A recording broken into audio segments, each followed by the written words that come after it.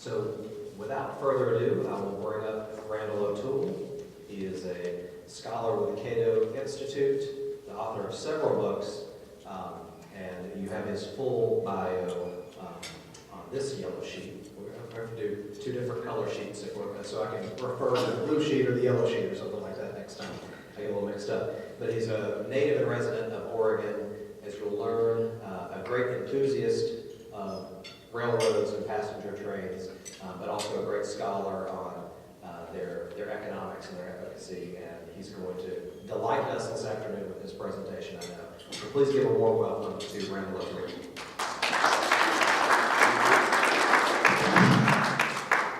Well, I had this set up to show passenger trains, but then somehow got into showing Oregon scenery and Utah scenery. But I do love trains. In fact, when I was 5 years old, I took my very first train ride from Grand Forks, North Dakota to Portland, Oregon on the Great Northern Western Star. So I've been a fan of the Great Northern ever since. When I was 16, I got my first paying job. I helped restore an old Portland streetcar into the centerpiece of the old spaghetti factory, which was started in Portland. There's one in Nashville. There's not one in Atlanta, but they have spaghetti factories over most of the Midwest and Western United States. Later, I helped restore the world's third most powerful operating steam locomotive. It's called the SPNS 700, and it weighs more than a Boeing 747. It can pull more people than a Boeing 747 can carry, but can only go 100 miles an hour. I love trains enough that whenever I visit a foreign country, I'll ride trains all over the world, and I know that at least at recent times there was romance on the rails, because 40 years ago, in 1978, I met a beautiful woman on the train, and we finally got married 32 years after that. We've now been married for 8 years. So, yes, there is still romance on the rails. But I also know that over time, the history of transportation in our country has been a history of one kind of transportation replacing another. At one time, freight was moved by ox carts, and that got replaced by canals, and that got replaced by steam trains. Waterborne freight was once moved by sailing ship, and that got replaced by steamship. In cities, passengers in around 1825 started being moved around by what were called omnibuses, which were horse-drawn stagecoaches, essentially. And that got replaced by horse-drawn rail cars, and that got replaced in some cities by cable cars and then electric streetcars. Steam as motive power got replaced by diesel. And today, you can find museums showing electric streetcars and steam trains and things like that. But we didn't start multi-billion-dollar federal programs to preserve steam, just like we don't have multi-billion-dollar federal programs to preserve the manual typewriter industry, or the slide rule industry, or things like that.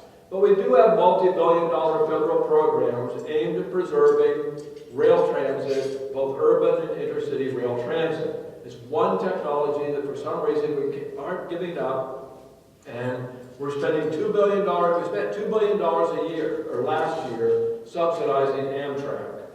We spent $25 billion a year subsidizing urban rail transit. And California, it looks like it wants to spend, hasn't found the money yet, but it wants to spend $100 billion building a high-speed, supposedly high-speed rail line between Los Angeles and San Francisco, although they're now saying it's not going to be as high-speed as they originally promised. So the question that I ask in Romance of the Rails is, what is it that makes passenger rail special, that we're trying to turn back the clock instead of welcoming new technologies that are faster, safer, more convenient, and cheaper than the old technologies?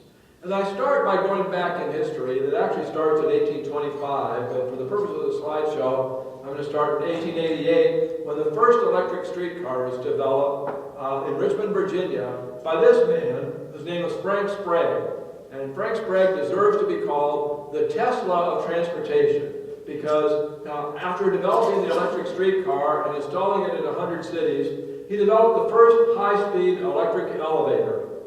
Installed it in this building, which was called the Postal Building in New York City, and ended up installing high-speed elevators in 600 buildings around the world. And then rapid transit lines in Chicago and New York and a few other cities were steam-powered, and people didn't like the steam because it was dirty, it was noisy, and so they wanted to convert to electric power. So a company in Chicago said, we would like to, they invited General Electric to come in and propose a way to electrify their steam-powered rapid transit line, the elevated line.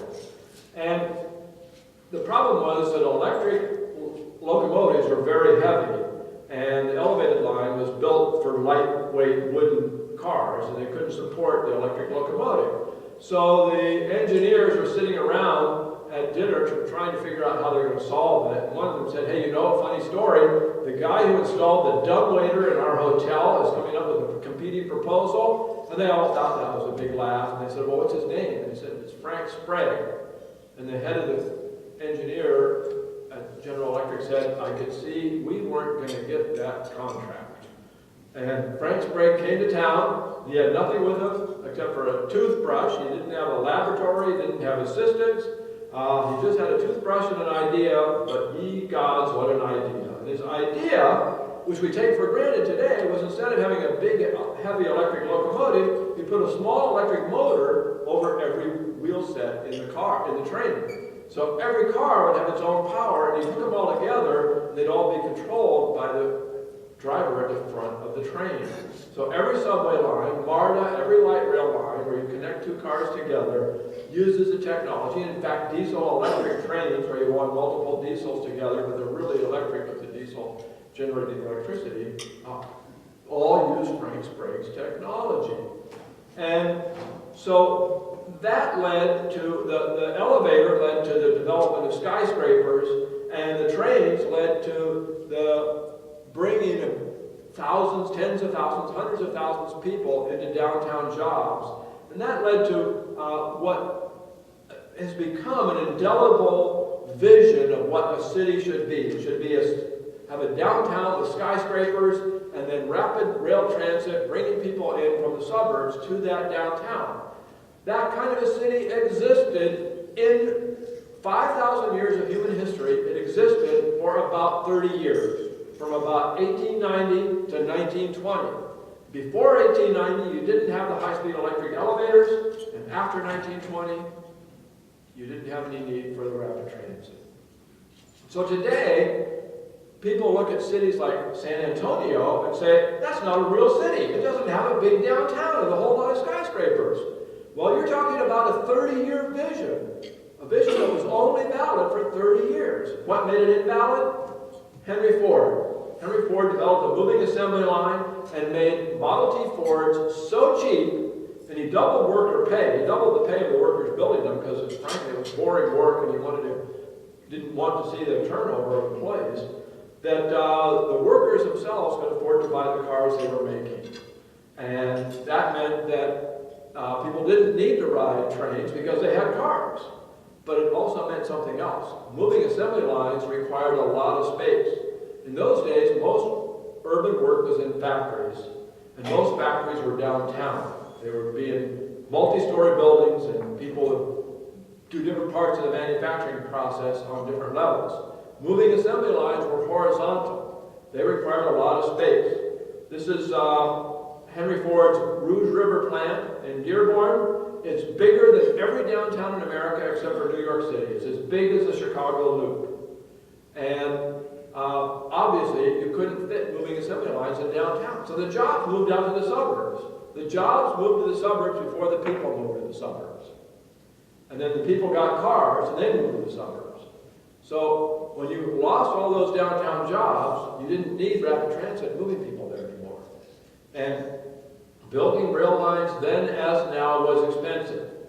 So in 1923, these two, this is William and Frank Fagel, developed the first bus that was built as a bus from the ground up. Previous buses were trucks that were built with bus bodies on top of the truck. They called it the safety coach. You can see it says safety coach on here because it had a lower center of gravity, it was less likely to turn over. It was far cheaper than a streetcar. It's far cheaper to buy, but it was more expensive to operate because there was only about 21 seats in there. And the streetcars had 66 seats and more standing room. So the streetcars were cheaper to operate. So what happened was, after the development of this bus, nobody's built any more streetcar lines. They bought buses to expand their transit service. But they continued operating their existing streetcar lines because the streetcars were cheaper than the buses. Well then, in 1927, the Fagles came out with a new bus. Instead of having a big engine in front, they put two small engines over the rear axle. And that made it possible to fit 40 seats on the bus and have room for another 20 people standing. So the bus only had one operator, whereas the streetcars had two. You had a fare collector and a driver. So this bus was cheaper to operate than streetcars. Over the next 10 years, 600 American cities ripped out their streetcar lines and replaced them with buses like this. So buses replaced streetcars in 1927. That's what, 92 years ago. 92 years ago? Yeah.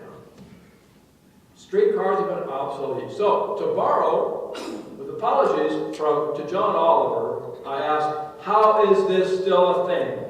Why is it that cities are installing streetcars that were made obsolete 92 years ago? And in fact, why is this still a thing? This is the Charlotte's light rail train, but light rail isn't really any better than streetcars. It's just a fancy new name for streetcars. And it can't move very many people. Transit agencies love to call light rail high-capacity transit. They even call streetcars high-capacity transit, and that's a joke. You want real high-capacity transit? Get a bus. This is an exclusive bus lane under the Lincoln Tunnel between New Jersey and New York, and it moves more than 400 buses an hour. And they think it's capable of moving almost 700 buses, so it's not anywhere near capacity. And those buses each hold about 50 passengers. And in actual practice, you can do the math, it's moving about 20,000 passengers an hour right now, and it potentially could move about 30,000 passengers an hour. Now let's compare that with streetcars. The streetcars are 66 feet long. The buses are only about 40 feet long. So the streetcars take up more street space. They have a bigger footprint. They're doing more to block traffic than buses. And they don't have very many seats in them. In order to pack people in, they only put about 30 seats in the streetcars, and the rest is standing room. So you can fit about 70 people standing. And yes, that's more than a bus. 100 people is more than could fit on a bus. Except the streetcars, for safety reasons, you can only move about 20 streetcars an hour. And that's compared with, we just saw, 400 buses an hour on that bus lane in New York. So as a result, streetcars are capable of moving about 2,000 people an hour. Now what about light rail? Light rail trains consist of trains of up to 3, and in a few cities, 4 cars. Most cities are limited to 3. And each car has about 70 seats and room for about 80 people standing. So you do the math, and again, they can only move about 20 trains an hour. You've got about 9,000 people an hour moving on light rail. By the way, light in light rail doesn't mean lightweight. Light rail cars weigh more than heavy rail cars. It means light capacity. Light rail is, by actual definition, light capacity transit, low capacity transit. What about MARTA? MARTA trains run in 6-car trains. They have about 65 seats on a train, and they're rated as having room for 33 standees. They run about every 5 minutes. Potentially they could run every 2 minutes. You could run 30 trains an hour. They don't actually do that. But let's say they did. That means you could move about 17,000 people an hour. That's the potential. Since they only run every 5 minutes, you can only move about 7,000 people an hour. But the potential is 17,000 people an hour. I was in Istanbul a few years ago, and I saw a bus rapid transit line. It takes up no more space than the MARTA lines, or a light rail line. And they move 257 buses an hour on this line. And in actual practice, they move almost 25,000 people an hour. So they actually move more people than MARTA has the capacity for. And MARTA isn't coming anywhere near close to its capacity. The capacity of the Istanbul bus line is at least 30,000 people an hour. Our highest capacity rail system is the New York City subway. And it can move about 45,000 people an hour. Bogota, Colombia has a 4-lane bus rapid transit system. Because it's 4 lanes, it takes up more land than a light rail or a MARTA line. But land is something we have in abundance. Because it's 4 lanes, you can have buses passing other buses at the stations. You can have express buses and local buses. And it's capable of moving at least 50,000 people an hour. It can move more people than the highest capacity rail line in the United States. Now, I'm not saying that Atlanta should build a dedicated bus line. I don't think it should. Los Angeles has a dedicated bus lane. It's called the Orange Line. And at rush hour, they run 1 bus every 4 minutes. When you do the math, that means that lane is 95% vacant. It's used at less than 5% of capacity. That's a waste. They should open that up to other vehicles, maybe toll the vehicles to make sure it never gets congested, but open it up. Now the other argument for rail transit is that we don't even care about transportation. We don't care if anybody's on the train at all. But rail transit attracts developers. We get new development because of it. And companies are moving to cities that have rail transit. Well, that's basically a lot of hogwash. Most of those claims came from my former hometown of Portland, Oregon, which built a streetcar line, and they claimed they got $3 billion of development on it. They never mentioned that they put in about $1 billion of infrastructure subsidies for that development, including numerous parking garages with thousands and thousands of spaces of parking, which, if everybody's riding the streetcar, why do they need those parking garages? And in fact, research published by the Federal Transit Administration, written by a man named Robert Cervero, who basically coined the term transit-oriented development. And Samuel Seskin, who is worked for Parsons Brinkerhoff, which had his fingers in almost every rail transit project built, starting with the New York City subway in 1904. And they looked at whether rail transit stimulated urban growth. And they found that it didn't stimulate urban growth. It might shuffle it around. If you had a really heavily used rail transit line like the Washington subway or the BART system, you might get some developments in some places rather than other places, but no more growth in the urban area as a whole. And in fact, if we compare the amount of money that urban areas spend on transit capital improvements with their growth, we find out that the ones that spent the most on transit capital improvements were the ones that are growing the slowest, and the ones that are growing the fastest are the ones that spent the least on transit capital improvements. Now, a lot of slow-growing areas spent little on transit capital improvements too, so there's no guarantee that if you don't build rail, you're going to grow fast. But if you do build rail, the high tax burden you impose on people because of that rail means you're going to grow slow. Now I'm going to tell you a story that isn't in the book, but it should be very relevant to you. In about 1968, there was a Seattle attorney named Jim Ellis, and he got the idea that Seattle should build a rapid transit system. And he called it the forward thrust. Apparently, that didn't sound as pornographic then as it does today. But here's his proposed rapid transit system. And it went all over the Seattle area and across Lake Washington into Bellevue and down, not to Tacoma, but towards Tacoma to a place called Tukwila, and then maybe to the airport.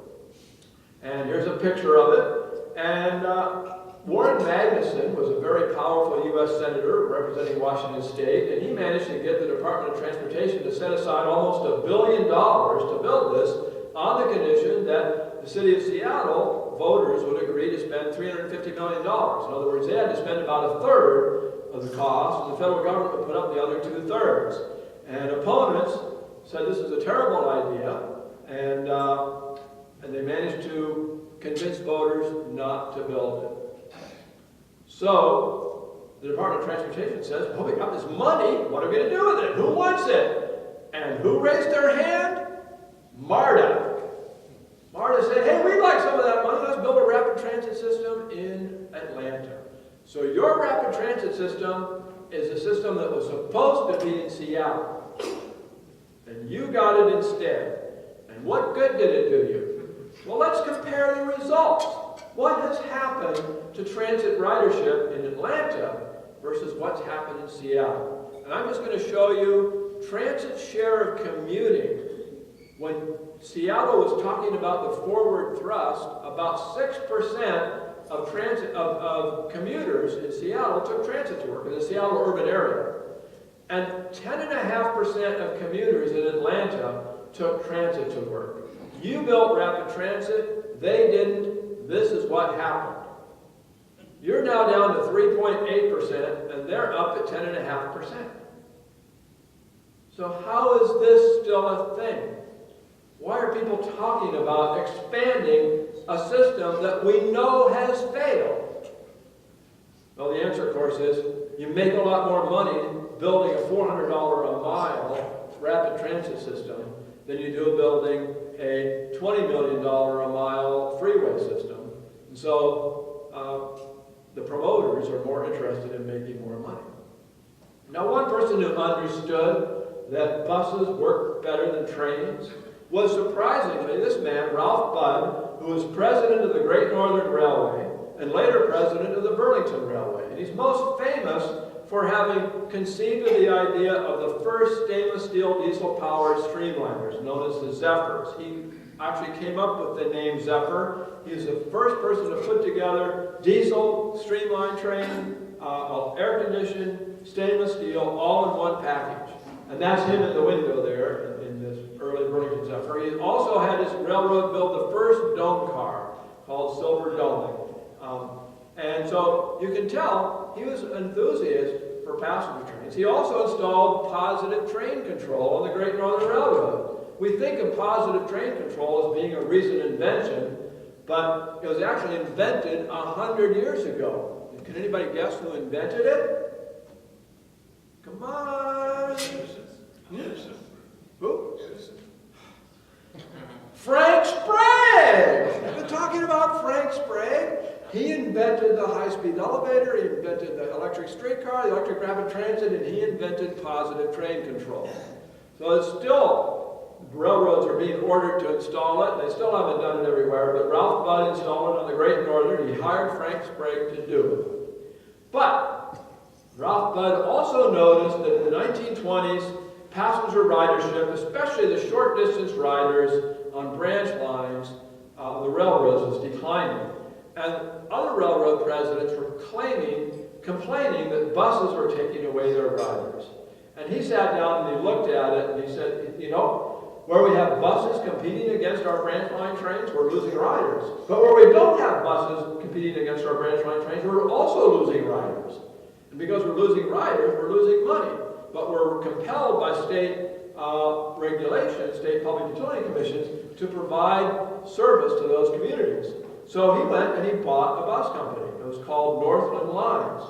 And they had a similar logo to the Great Northern logo. They had a moose instead of a mountain goat. And he gave them, the company, so much money, he just gave them millions of dollars and said expand, that within like a 6-week period, they bought 60 other bus companies. And pretty soon they were coast to coast. And instead of a moose as their logo, they adopted the logo of one of the companies that they bought. And so the president of the Great Northern Railroad essentially started Greyhound. And then he went and started to work as the president of the Burlington Railroad. And they had a little bus company, and he greatly expanded it. They were running buses, not just where the Burlington went, but the Burlington went as far west as Denver, but he ran buses to San Francisco and Los Angeles, competing against the trains. And then he went to some other railroads, to Santa Fe and Missouri Pacific, that had their bus companies, and said, you know, we're competing against Greyhound. Why don't we work together so we can do better? And they called it Trailways. So Ralph Budd, the head of the Great Northern and Burlington Railroads, founded both Greyhound and was an essential player in founding Trailways. Then after he retired as president of Burlington, he was 70 years old. Burlington is headquartered in Chicago. The governor of Illinois said, we just started this new agency called the Chicago Transit Authority, and it's not doing very well. Would you take it over for us? So he became chairman of the board. It was a full-time paid position, chairman of the board of the Chicago Transit Authority, and they just bought 600 brand new streamlined streetcars called PCC cars. And he sat down and did the math. He said, we're losing money on all those. They're not carrying the passengers to pay for themselves. And even some of our elevated rapid transit lines are losing money. So he ordered all the streetcars scrapped. They turned them into rapid transit cars.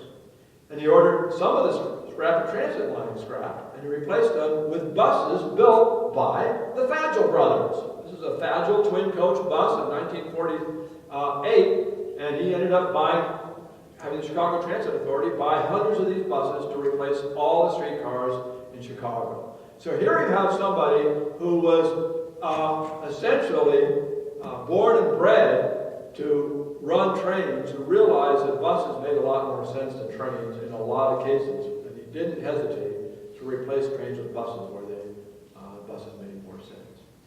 Now, Amtrak came about because in 1958, a report published by the Interstate Commerce Commission predicted that passenger trains were going to disappear by 1970.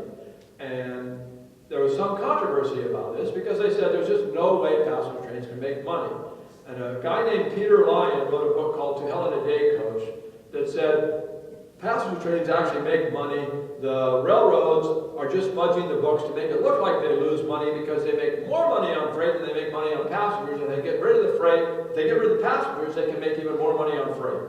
They're just prejudiced against passengers.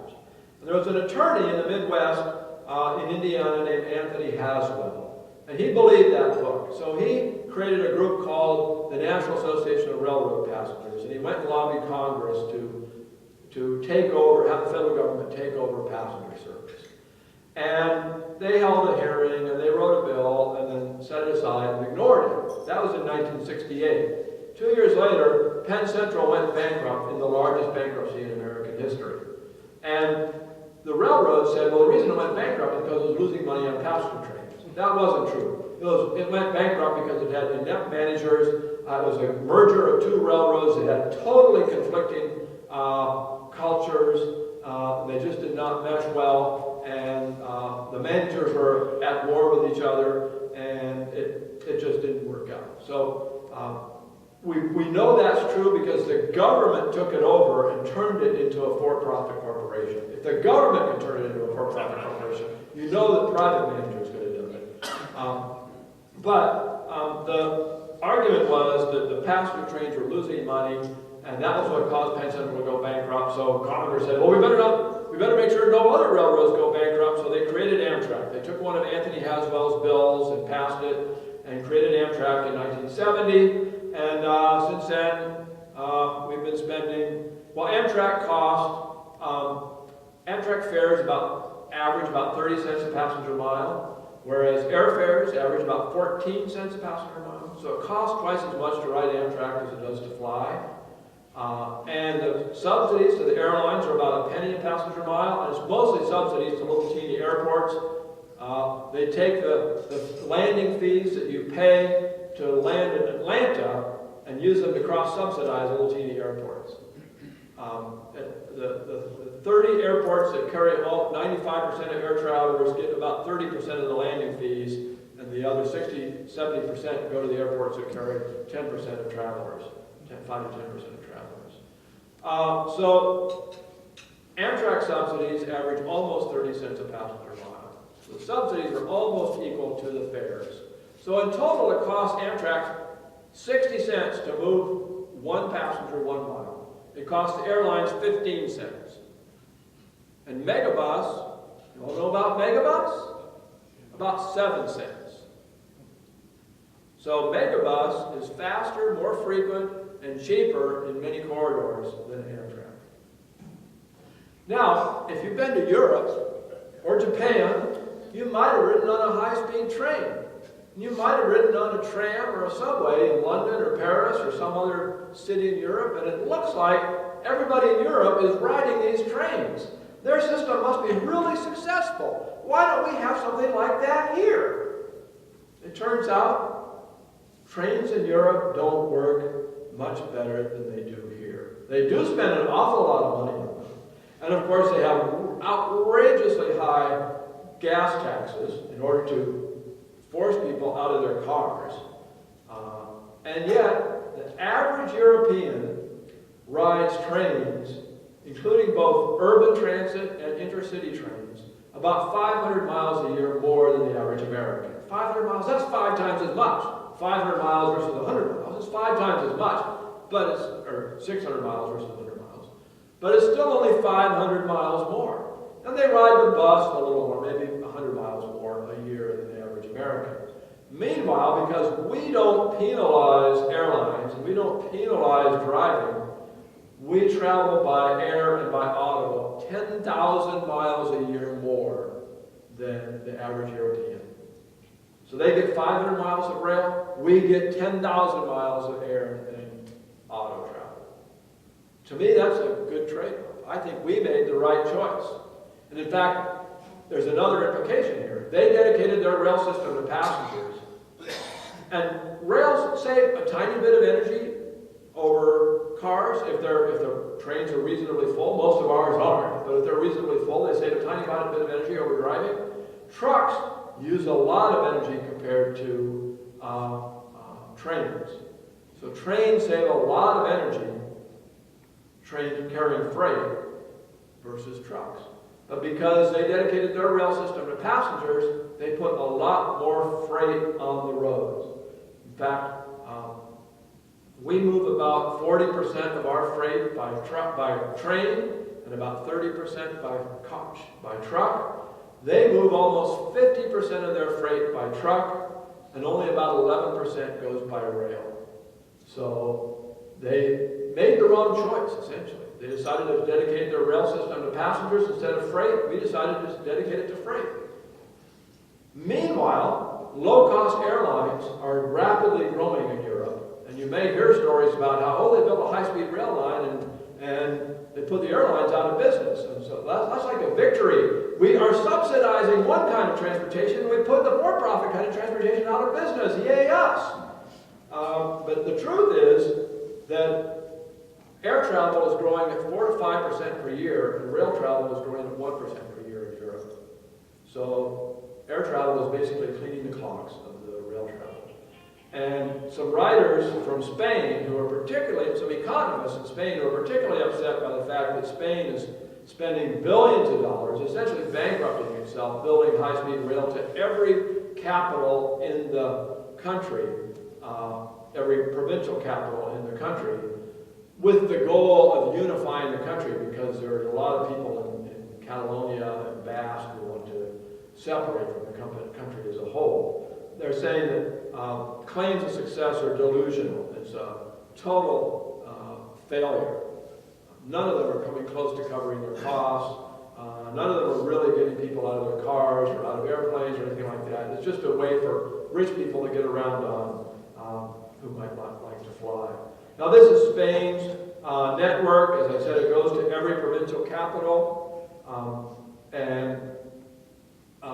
A few years ago, the problem is once you build one line, then you have to keep building it because everybody says, well, we want our line, we want our line. You're hearing this in Atlanta. How come we don't have a rail line to our neighborhood? Sure, buses are better, they're faster, they're cheaper, they move more people, but we have to have a rail line.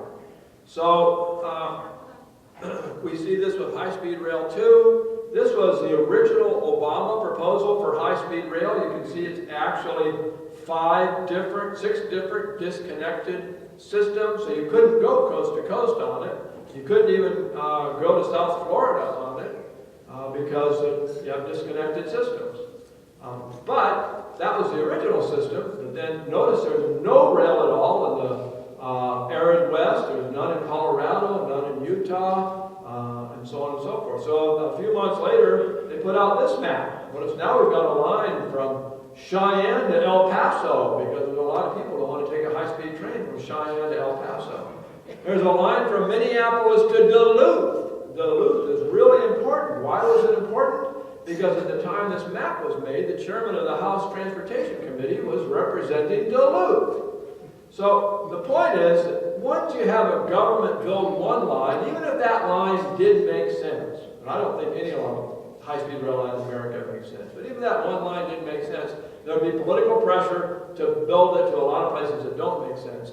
And I can make a very good case, I don't have time right now, I can make a very good case that the reason why Japan has had basically 29 years of economic stagnation is because they're putting way too much money into high-speed rail, and it's not doing the country any good.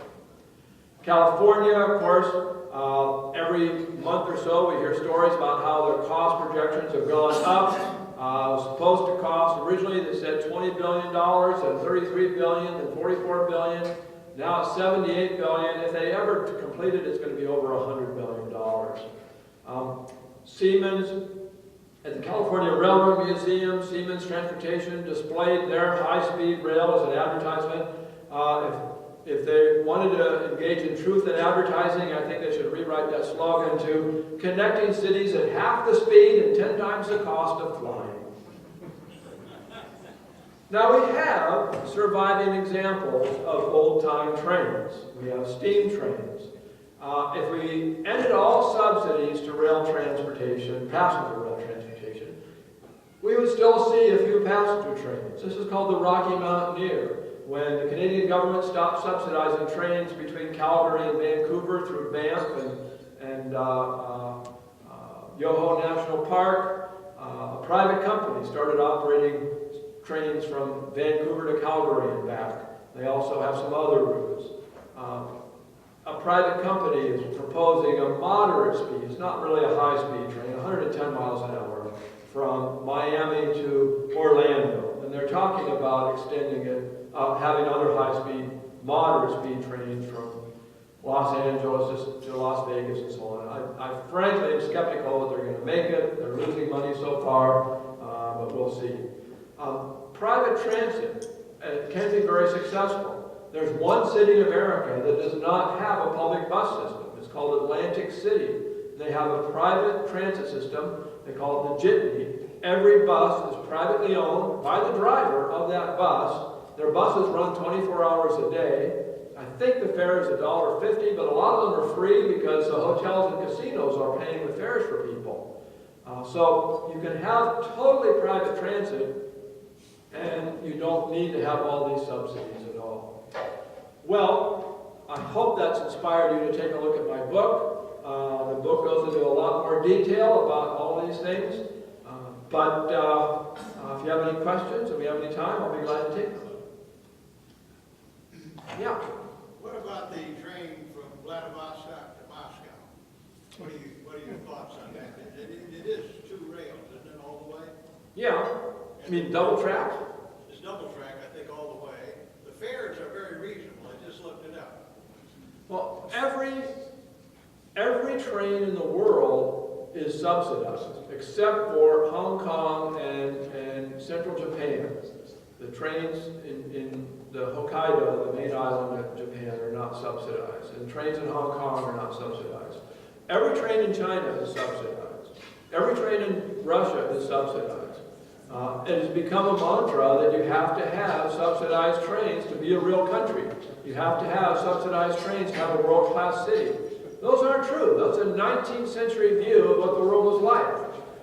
And in fact, a very good case would be made that the Soviets, they built up a pretty good economy in the 1960s. It was probably the finest 19th century industrial economy ever developed. But by that time, our economy was a 20th century economy. And they're still engaging in 19th century technologies when they have those trains. I agree with you, but the fare is very reasonable. It's easy to have a reasonable fare if your subsidies are big enough. Sure. So I want to know whether you recommend taking that trip. It's very boring. It's very boring. A long, boring trip. They don't have dome cars, so you're peering out little windows. It's very boring. You know, I've been on trains. I haven't been on that train. I've been on trains in most continents, every continent except for Africa so far. And if you can get to know the other people on the train, that's interesting. And if you need to know people, I figured out how to do it. I would wander up and down the train and try to find a beautiful woman of my age who's traveling by herself. And I sit next to her and say, you know, the air conditioning in my car isn't working. Do you mind if I sit next to you? And if I was on a long distance train, I'd have a traveling companion for 2 days and 2 nights.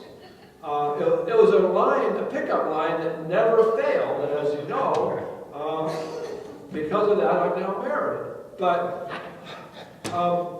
that doesn't mean I really recommend riding those long, boring trains, especially if you don't know Russian and won't be able to pick up that beautiful woman. Any other questions? Yeah. I don't remember, who was it, or where was it that they were working on, they had the high-speed transit. And someone observed that they could buy a new BMW SUV for every passenger that they carried, cheaper than run the transit line.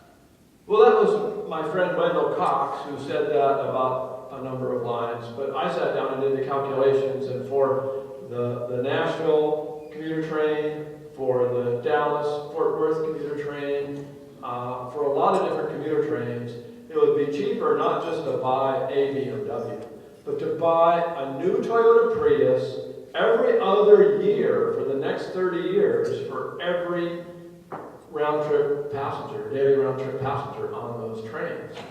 And in Orlando, they have a commuter train. It would be cheaper to buy a new Toyota Prius every year for every round-trip passenger on that train. In fact, that train, they have ticket machines. You buy your ticket from a machine and you get on the train. The fares that they're collecting are not enough to pay for the ticket machines, much less the train itself. And they're not paying for the operating costs or anything else. They're not even paying for the total cost of the ticket machines.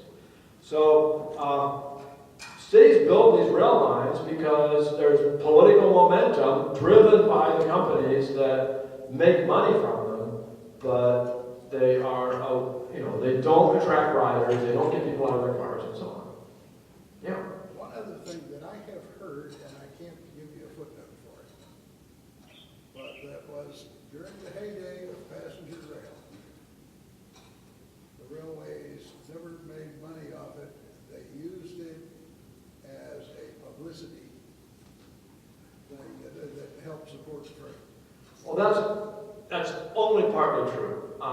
What's true is in the 1890, the golden age of passenger rail was about 1895 to about 1920, and the peak of ridership, per capita ridership, was in about 1920.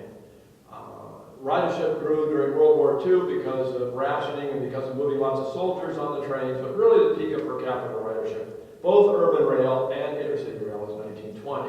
At that time, rail was very profitable.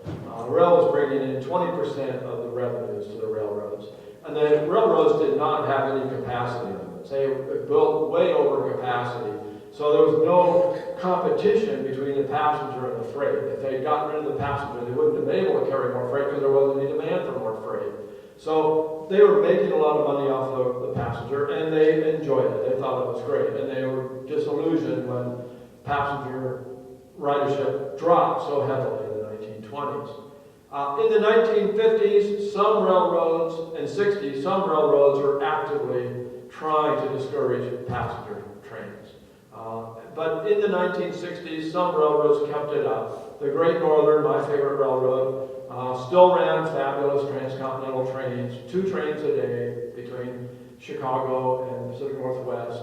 And the Santa Fe ran similarly fabulous trains between Chicago and Los Angeles, at least 2 to 3 trains a day, and then another train to San Francisco. And the Union Pacific had some trains. The Seaboard and Atlantic coastlines have trains, the Florida trains. And the argument that the railroad presidents made was, yes, we're losing money on those trains, but they're a good advertisement. The people who are riding those trains are people who are going to ship with us, freight with us, and so we're doing it as an advertisement. And that might have been a valid argument in the 60s. That wasn't an argument that needed to be made in the 1920s, because they were making money off of the trains. Yeah?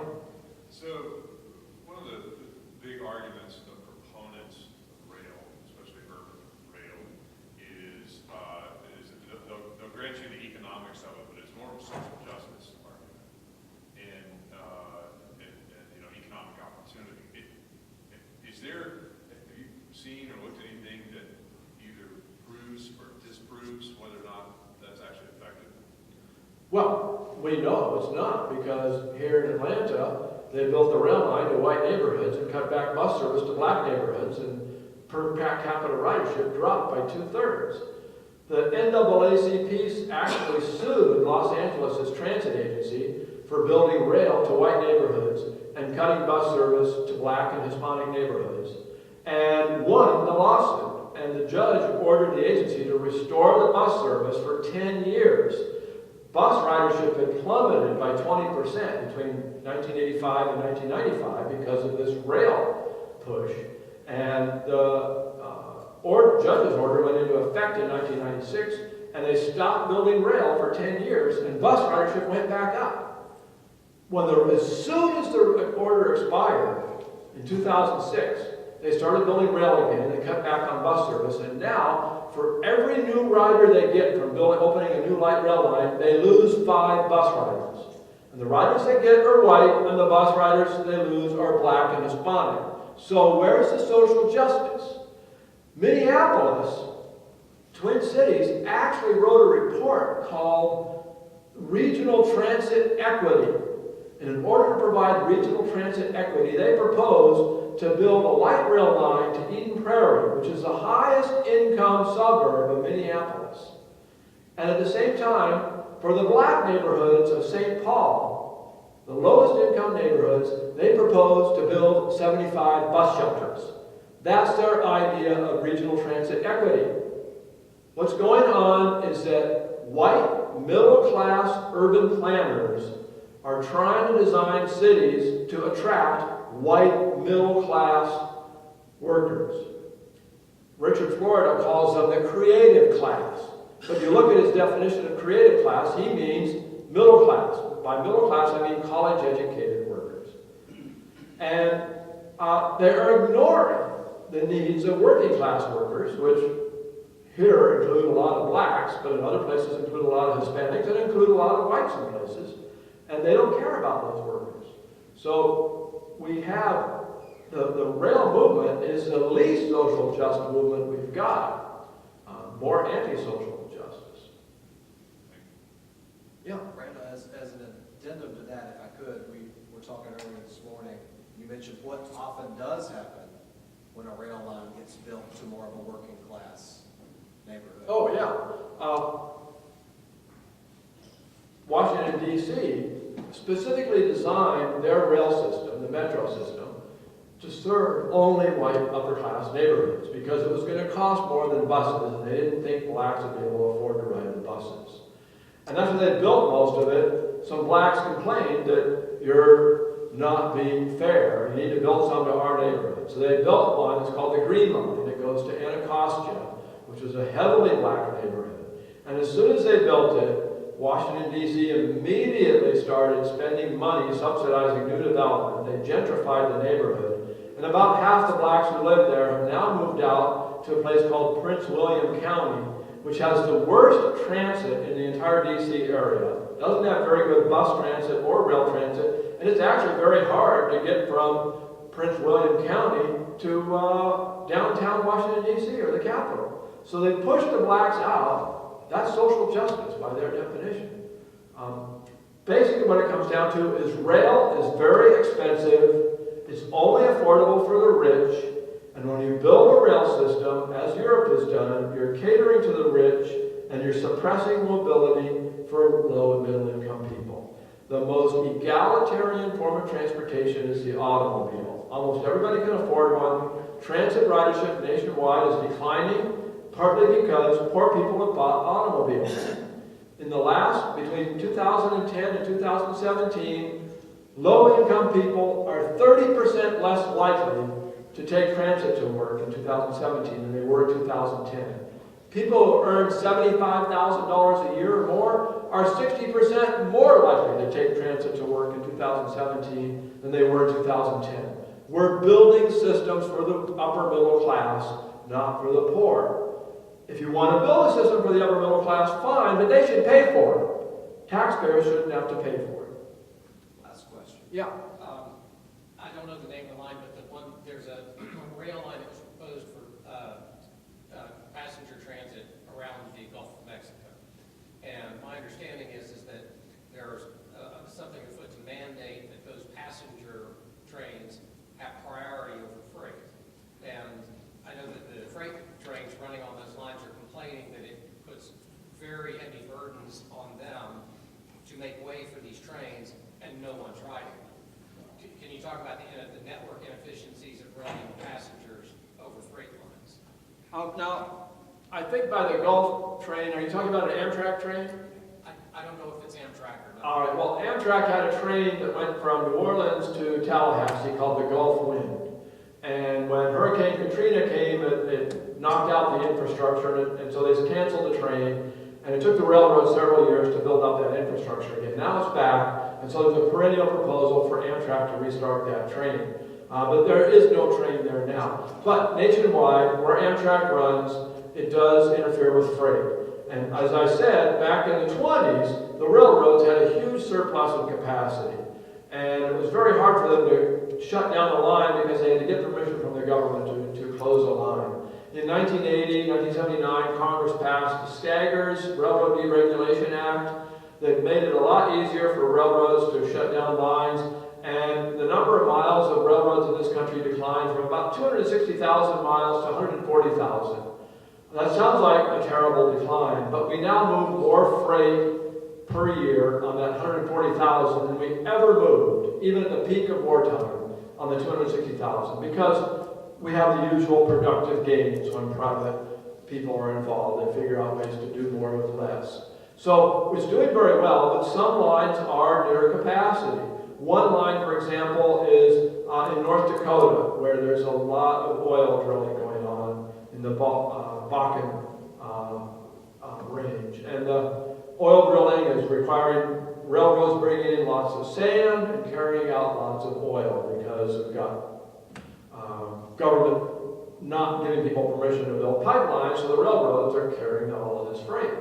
So the Empire Builder, which is Amtrak's train across North Dakota, is clearly interfering with those trains. And Burlington Northern Santa Fe has been very good about keeping the Empire Builder on time, but it also has limited the capacity that they have to move sand in and oil out and other freight in the area. So that is a problem. And there is this movement that passenger trains should get priority. And James J. Hill, who founded the Great Northern Railroad in 1890, said it very well. He said, the wealthy ride the passenger trains. Everybody depends on the freight that the freight trains ship. So if you give the passenger trains priority over the freight, you are giving the wealthy priority over everyone else, and that's not fair. Now, he's reputed to have said that the passenger train is like the male teeth, neither universal nor ornamental. He never said that, but he did say it wasn't fair to give passenger trains priority over freight. So, I think that's an issue. Of course, what the rail people want to do is build dedicated high-speed rail lines for only passengers, but we just can't afford that. We spent $500 billion building the interstate highway system. It was all paid for out of user fees. It carries 20% of our passenger travel, 20% of our freight travel shipments. If we spent $500 billion on high-speed rail, we would be lucky if we carry 1% of our passenger and 0% of our freight, and none of the costs to be paid for by the rider. Thank you very much.